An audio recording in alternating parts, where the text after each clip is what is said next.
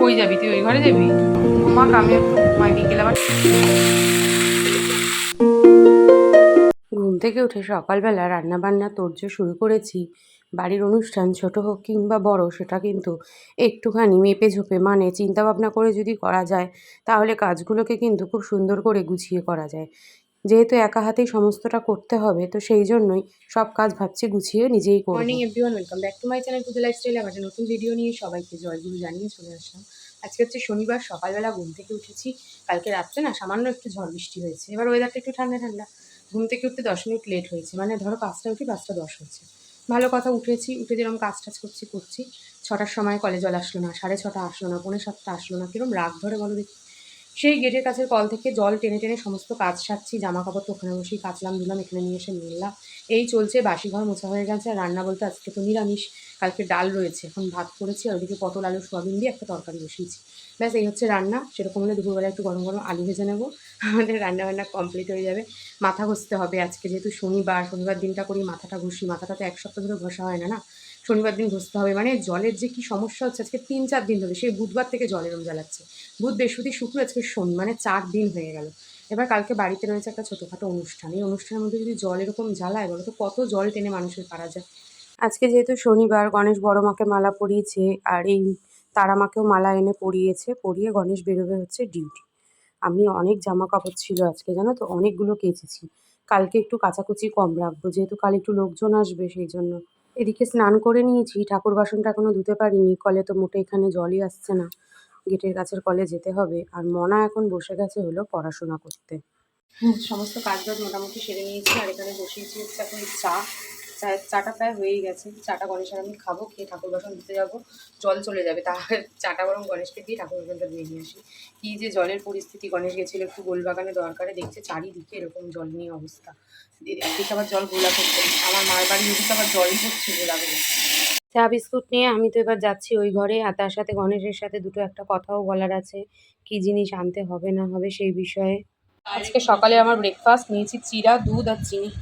সকালবেলা ভেবেছিলাম যে একটা রুটি রয়েছে বাসি, সেই রুটিটাকে খাবো, কিন্তু এখন ইচ্ছা করছে না রুটিটা খেতে। তো জন্য একটু চিড়া নিলাম, দুধ নিলাম। আর গণেশও বেরিয়ে গেছে, আর মনা খাবে হচ্ছে এখন দুধ বিস্কুট, ওর ওই যে দুধ বিস্কুট রয়েছে, কারণ ওর এখন ভাত রুটি কিছুই খেতে মন চাইছে না। চলো আমি এটা খাই, আর একটুখানি এখানে এখন ফ্ল্যাট হব। আজকে ওয়েদারটা দারুণ, কাল ঝড় বৃষ্টি হয়ে ওয়েদারটা দারুণ। বেশ অনেকক্ষণ শুয়ে থাকার পর এখন চলে এসেছি ফলটা কেটে গুছিয়ে নিতে, মনার আমার দুজনার জন্যই। বেশ অনেকক্ষণ শুয়েছিলাম, জানো তো। শনিবার দিনটা, সারা সপ্তাহ শেষে যখন শনিবার দিনটা আসে, বেশ ভালো লাগে। মানে সেদিন টিউশনি হালকা, সেদিন নিরামিষ খাই বলে রান্নাবান্নাও হালকা। ওদিকে পরের দিন ছুটি, সেই একটা খোশ মেজাজ থাকে।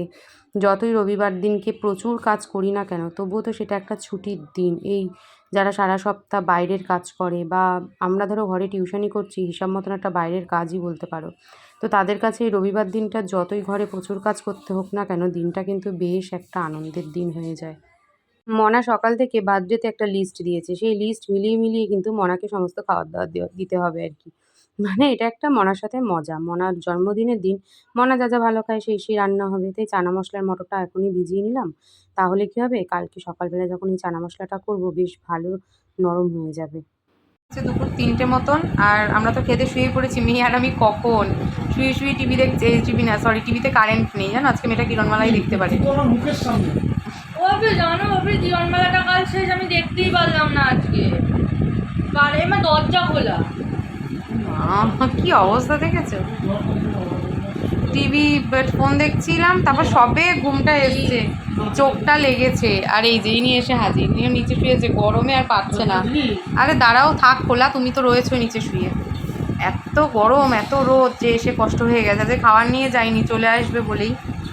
ঘুমাক, আমি একটু ঘুমাই, বিকেলে এখন আমি চা বসাবো। এদিকে আমি পুরো রেডি, আর গণেশ আবার এই ঘরে এসে ঘুমিয়ে পড়েছে। হ্যাঁ,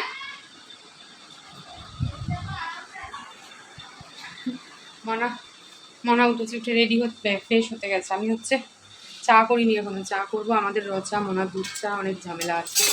তারপর এটা ওটা সেটা কাজ তো চলছেই, একটার পর একটা করেই চলেছি আজকে।